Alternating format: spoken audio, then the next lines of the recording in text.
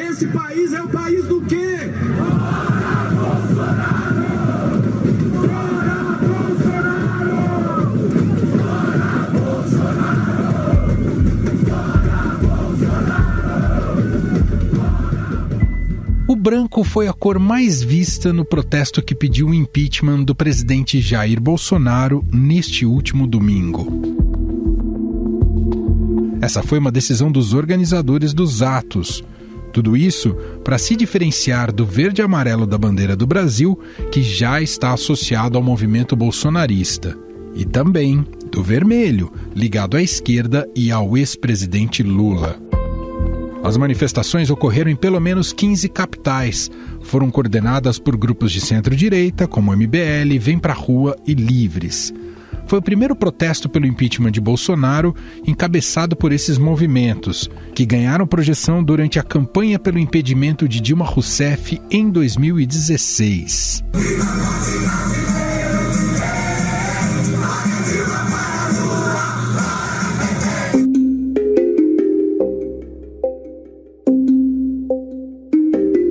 Os protestos, entretanto, falharam na tentativa de cooptar setores da esquerda, mesmo depois dos organizadores abdicarem do mote nem Bolsonaro, nem Lula. Mesmo assim, a frase estava presente em muitos cartazes, banners e até num inflável chamado pichuleco, com caricaturas dos dois presidentes abraçados, Lula com roupa de prisioneiro e Bolsonaro numa camisa de força. Fora Bolsonaro! Lula nunca mais! Chega de extremo! Vamos nos unir em torno de uma nova nação!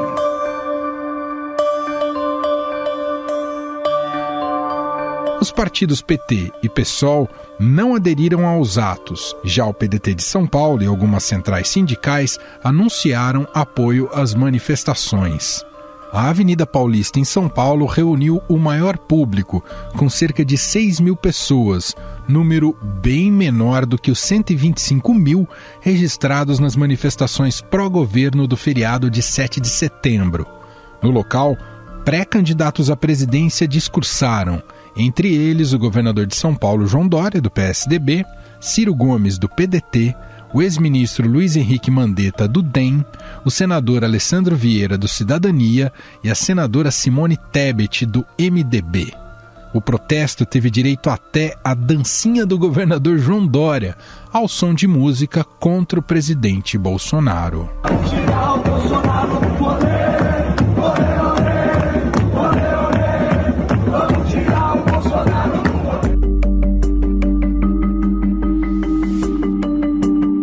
Na manhã de segunda-feira, Bolsonaro ironizou os protestos e os candidatos à presidência que participaram dos atos. Vocês viram em São Paulo ontem 5 presidenciáveis aglomerados. Essa minoria aqui é contra, como se foram as ruas ontem, são dignos de dó, de pena. Não vão me tirar daqui com isso, mas de jeito nenhum, de jeito nenhum.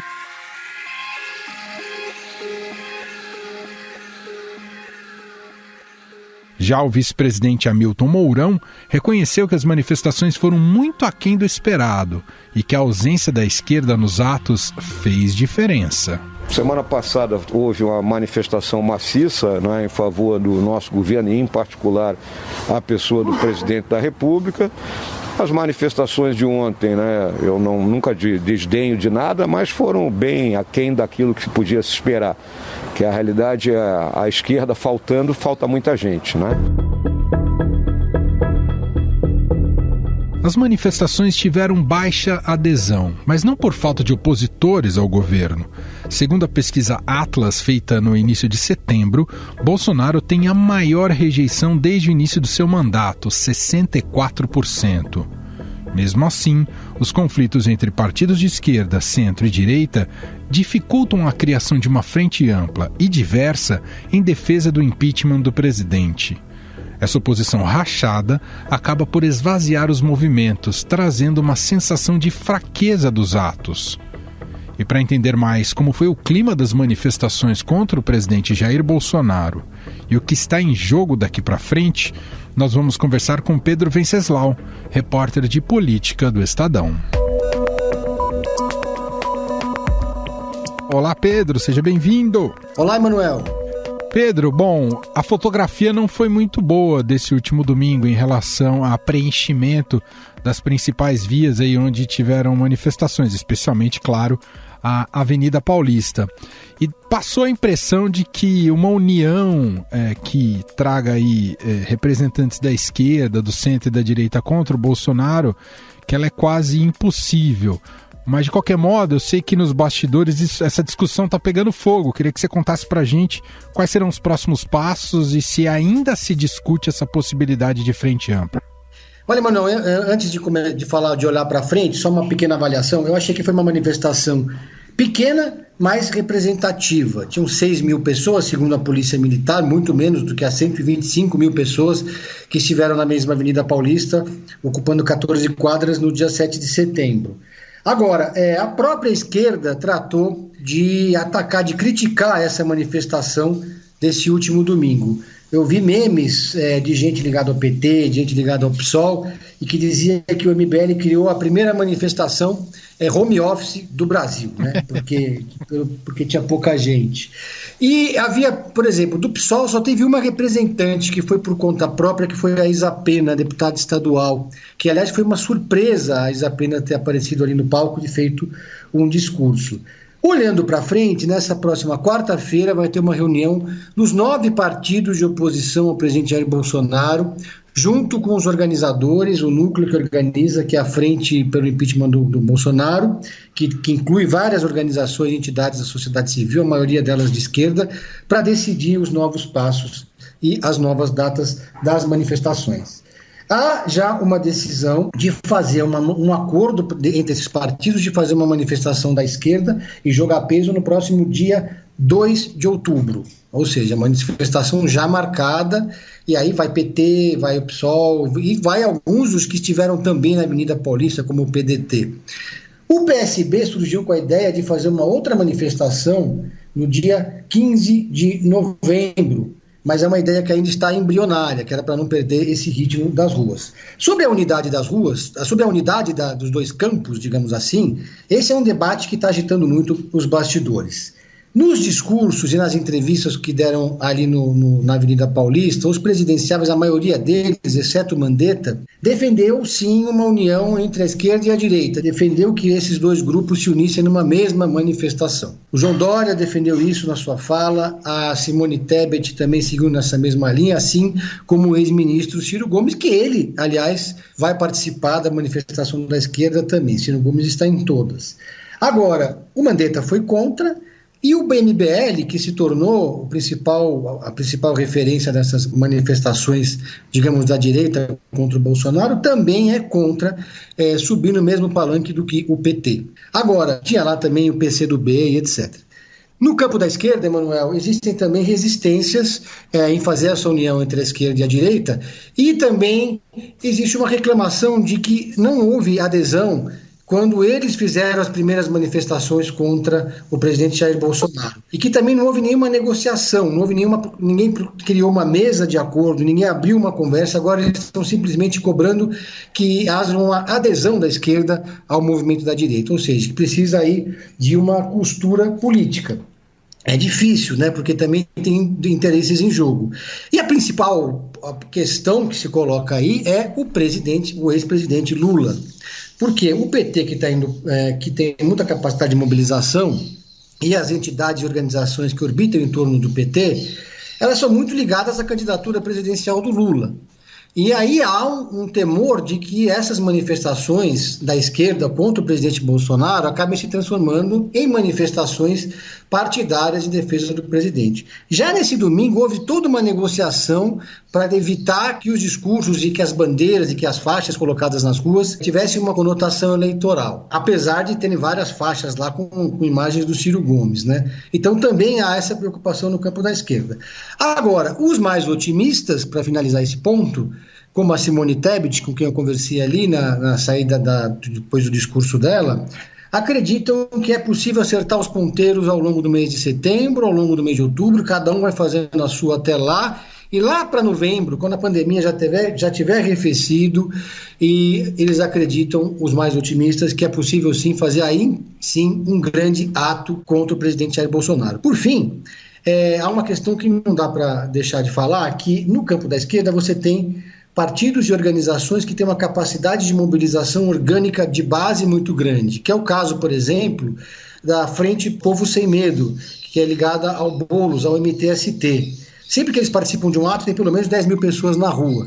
A CUT também tem muita capacidade de mobilização, a UNE, que tem as suas relações nos centros acadêmicos, etc. e tal.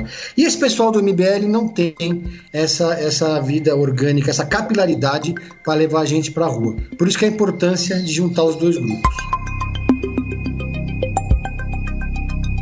Agora, a gente observou nesse último domingo, Pedro, a aparição de vários desses nomes que se colocam como uma possibilidade de terceira via. O governador de São Paulo, João Dória, o ex-ministro da Saúde, Luiz Henrique Mandetta, você citou também a Simone Tebet, o Ciro Gomes. Enfim, deu para perceber que todos eles estão desesperados em ser o nome da terceira via e ter um público considerável que possa adotá-los. Mas, por enquanto, fragmentado assim, se mostra mais uma vez, talvez tenha sido mais uma prova de que essa terceira via unificada, por enquanto, não tem nada de concreto, não é, Pedro? Olha, a terceira via tem quase tudo. Tem um discurso já afinado, eles se dão bem entre si, eles sentam na mesma mesa, eles sobem no mesmo palanque, mas tem uma coisa que falta para eles, que é voto, né? E voto é uma questão fundamental.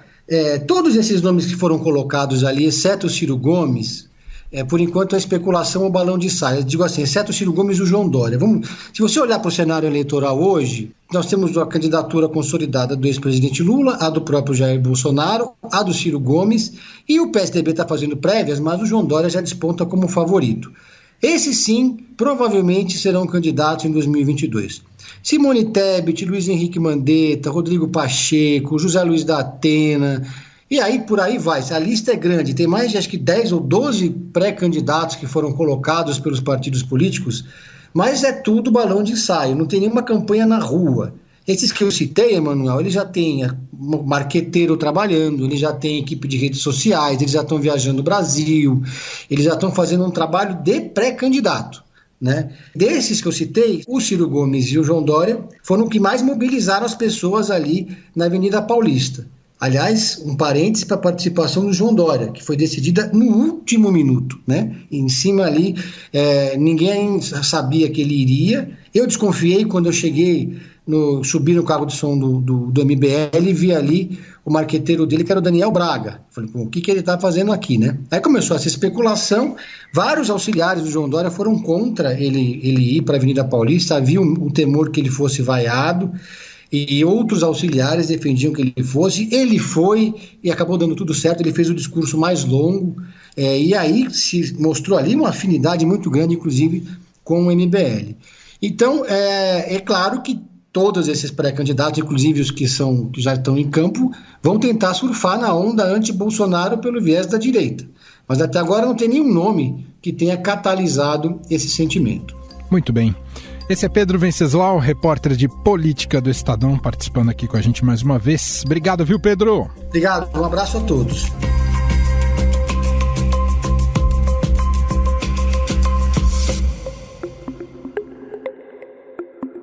Como o Pedro contou aqui pra gente, os bastidores políticos estão agitados sobre a composição de uma frente ampla contra Bolsonaro.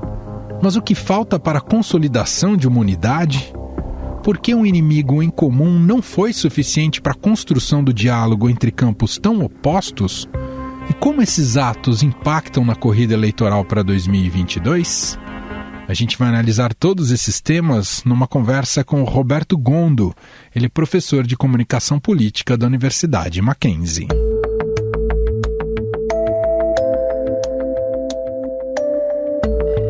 Tudo bem, Gondo? Seja bem-vindo. Obrigado, Emanuel. Olá, pessoal. Como estão? Tudo bem por aqui. Professor, as manifestações deste último domingo deixaram claro que há uma união entre direita e esquerda, a direita e esquerda contra o Bolsonaro, se mostra muito difícil ou até inviável?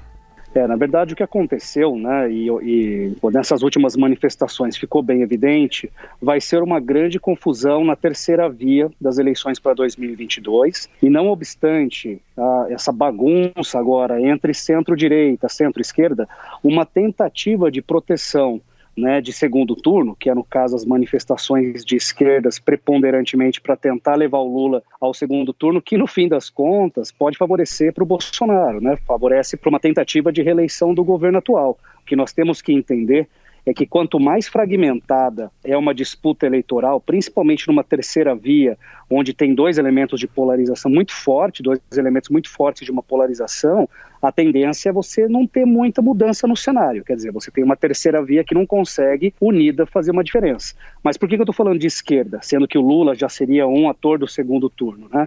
Porque, na verdade, o fenômeno do que seria o antibolsonarismo se enfraquece. E aí as manifestações elas vão se perdendo no meio do caminho, tanto que o próprio Planalto acabou criando mecanismos para tentar satirizar, né, ou dar um desdém em cima das manifestações promovidas pelo MBL agora no último dia 2.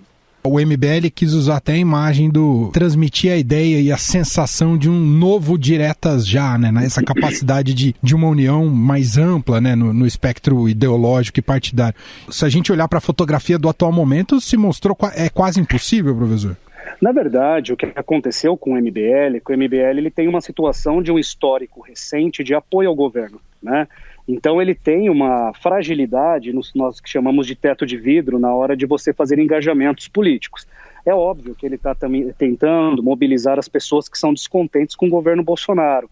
Mas o que aconteceu, a meu ver, observando das manifestações do dia 7, de toda a situação que degringolou durante a semana, no meio da semana, a Carta à Nação promovida na articulação do Temer com Bolsonaro e Alexandre de Moraes também no contato entre eles, acabou criando um mecanismo que foi muito curto, né, Manuel? Quer dizer, você tentar mobilizar o movimento, a ideia até parece interessante, quer dizer, olha, vamos tentar todos nos unir para fazer uma manifestação contra o governo Bolsonaro, né? Mas foi um tempo muito curto.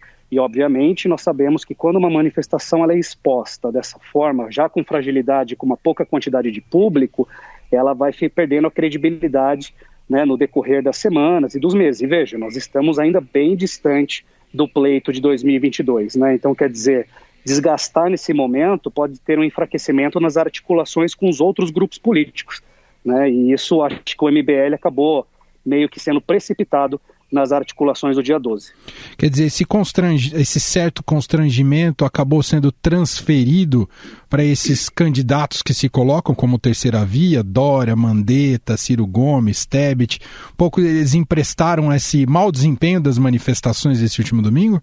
Eu vejo que foi mais uma questão de tempo, viu, Manuel? Eu acho que se eles tivessem organizado a mesma manifestação daqui 2 semanas, por exemplo, quer dizer, tendo 2, 3 semanas para o engajamento, usando o digital, né, usando as redes, com um convite maior dentro de uma união, uma unificação contrária ao governo Bolsonaro, talvez não batesse tantas pessoas assim, mas certamente seria mais forte do que foi. Foi uma situação muito de improviso, e esse improviso nunca é positivo quando você está se tratando de construção de uma imagem, né, principalmente desse eleitor, que é o eleitor que ele ainda está indefinido.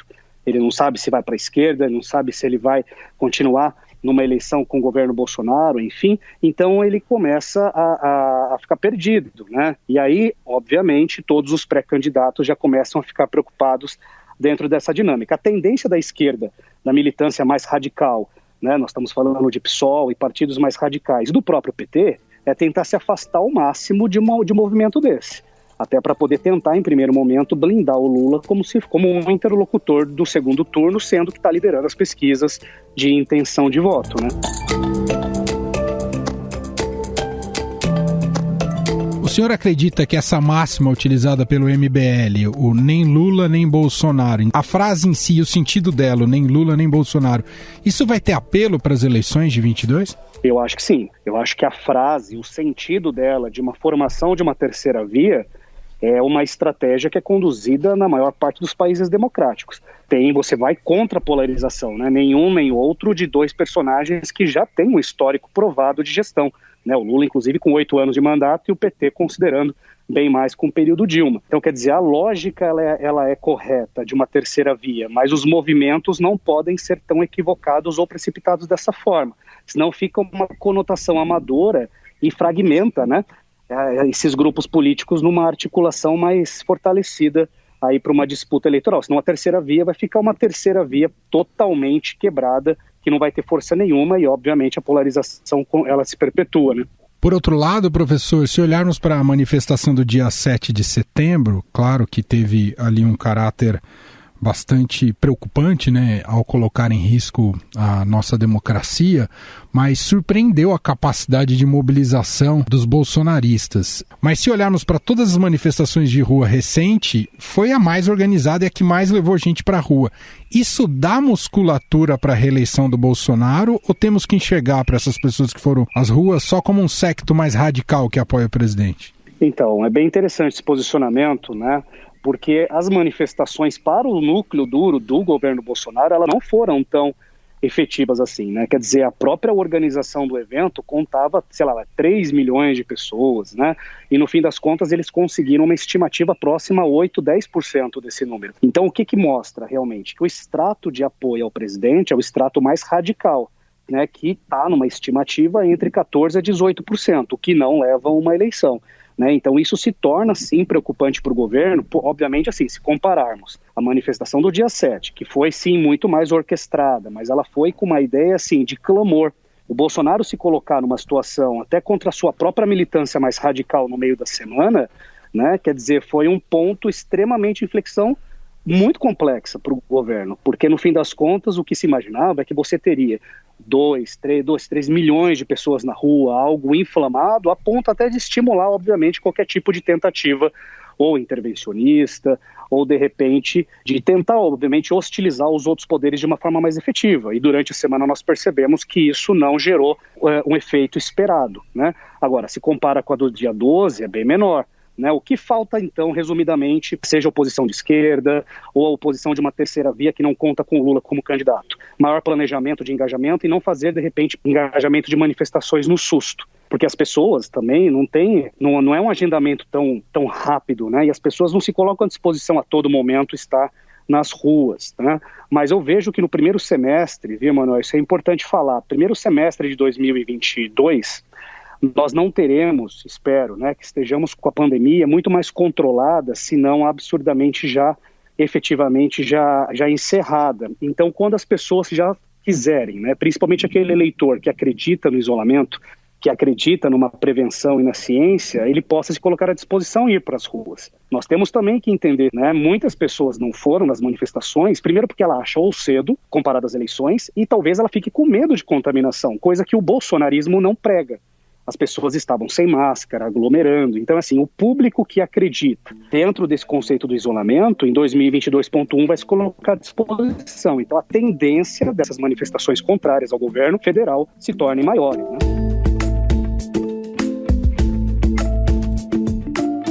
Para a gente concluir, professor, estrategicamente para o PT, né, que tem um candidato até agora muito forte, que tem recall, né, e que está liderando as pesquisas, é mais prudente estrategicamente manter um certo distanciamento em relação ao impeachment, ao pedido de impeachment do Bolsonaro?